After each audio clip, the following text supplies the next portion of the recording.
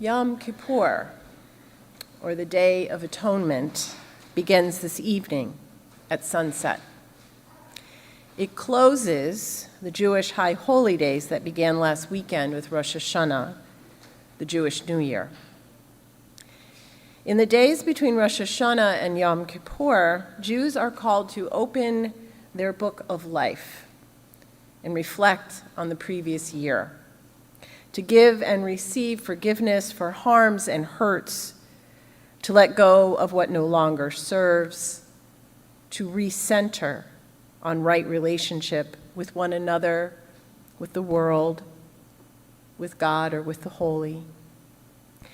Then when Yom Kippur ends and the sun rises, or the sun sets, the page is turned and the book of life is closed until the next year, as everyone begins their lives again, hopefully carrying fewer burdens.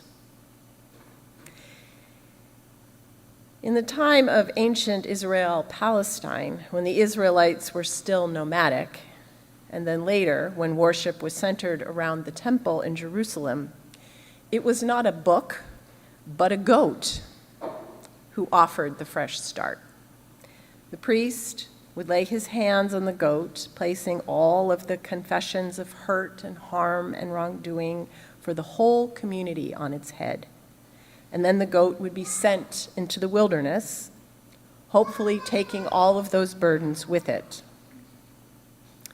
This is the origin of scapegoating, where we place all the blame for everything that is wrong on one person or one group of people, so we don't have to take responsibility ourselves, something we're currently very good at.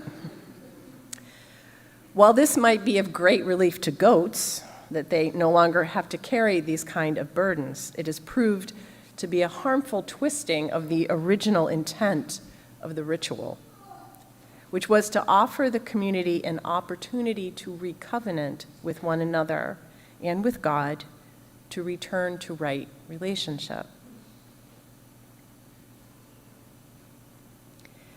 We make meaning of the events and experiences of our world through narrative, through stories. Stories help us create the context or the why for the who and the what and the where and the whens and the hows we experience in life. And over time and retelling, stories become memory, and then they become history. And in time, they can become the accepted, unquestioned version of the truth, the way we've always done things, the way it really happened. So whoever controls the narrative has a great deal of power, as they claim to own the truth of history and can shape and maintain the institutions and systems to serve that truth. Fundamentalism at its heart is the belief that there is only one story, one version of the truth, and anyone who does not believe that one truth is a heretic, an apostate, a scapegoat that needs to be ostracized and sent into the wilderness. The more confusing, chaotic, and conflicted the times we live in, the more comforting and seductive fundamentalist narratives become, because they simplify the world by defining and separating the good from the bad, the right from the wrong, and they hearken us back to the good old days that never really were. We are in such a time now, a liminal season when the old ways of doing and being, along with their stories, no longer serve, but the new ways have not yet fully emerged. And while such a season is anxiety-provoking because it's disorienting and unpredictable, it can also be a season of opening and examining our stories, our book of life, going underneath and in between the lines to welcome new voices and perspectives, to examine our assumptions around what has always been. In our Unitarian Universalist tradition, where we trust that revelation is not sealed, that no one of us holds or owns the whole truth, this is an especially important practice. During the pandemic, I've often referred to the work of Susan Beaumont, a congregational consultant who happened to publish a book called How to Lead When You Don't Know Where You're Going, leading in a liminal season 6 months before COVID started. In one chapter, she explores how institutional memory is shaped, be it in a family, a congregation, a social movement, or a country. She recounts an origin story from her childhood church, one that was told to all the newcomers and members about a time when the church was struggling so much they couldn't afford a pastor, and how one woman named Anna came faithfully every Sunday to open the doors and light the candles and prepare the sanctuary in case somebody showed up. And she filed all the necessary annual paperwork, because there's always annual paperwork, and kept things going until such time as people started to return. And eventually, the congregation was able to hire a new pastor and became the active, revitalized community Susan knew growing up. The message of this story is that by faithfully staying the course, this single woman saved the congregation. But, as Susan learned, there was more to the story, as a later pastor learned when he delved into the archives. The revitalization of the congregation didn't happen just because Anna came faithfully every week. It happened because Anna and several others gave very generously and at personal sacrifice to hire a new pastor. It happened because Anna led the congregation in a decision to tear down their old building and raise money for a new one. Susan Beaumont writes, "Why does the present-day congregation tell only a truncated version of the story they remember of Anna's role in the turnaround of the church? Because they want to believe that they can experience the same kind of revitalization with their simple acts of faithfulness and loyalty. They are frightened by the prospect of bold new initiatives and risky undertakings. The part of the story that the congregation tells about Anna isn't false, but it isn't authentic to who Anna was. I'm not certain at what point Anna's story was truncated in its telling, but it is clear from the pastor's research that the congregation is not remembering rightly. The pastor began to teach Anna's more authentic story to the congregation as a way of introducing some risky changes on the horizon. He believed that the more authentic telling of Anna's heroism would draw the congregation out of its past and into the present by inviting members to play with new possibilities and embark on new paths inspired by Anna's courage. New values important to the present and the future of the church were layered in the telling of an old story."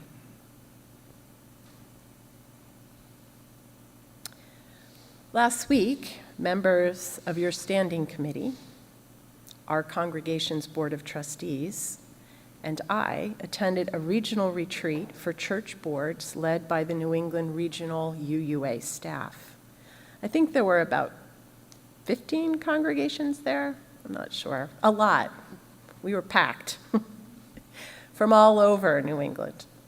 And we spent the first part of the day sharing stories of times when we felt especially inspired by an event or an experience in our congregations. These stories helped us discern the strengths and gifts of our congregations, the qualities and values that matter most to us. that shape the spiritual life of our community, that bind us together in sacred ways. Then we spent the rest of the day learning about and reflecting on the challenges that are facing not just this congregation, not just Unitarian Universalist congregations, but almost all religious congregations in these liminal times.